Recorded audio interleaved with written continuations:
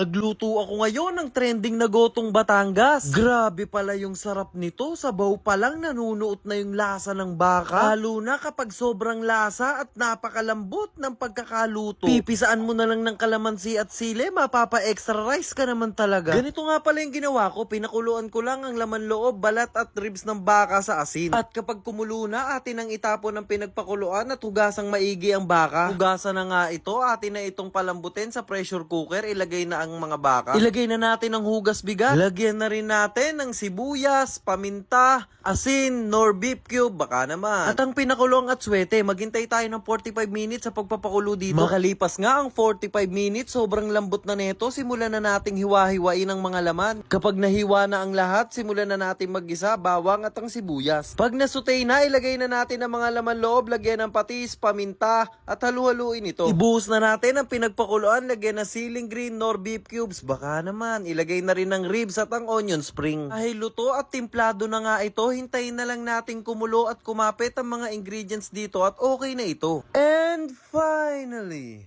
luto na ang ating gotong Batangas. Mukhang may itataob na naman na kaldero. Syempre masarap yan. I-follow mo na ako para maging updated ka sa mga bago ko pang videos na lulutuin.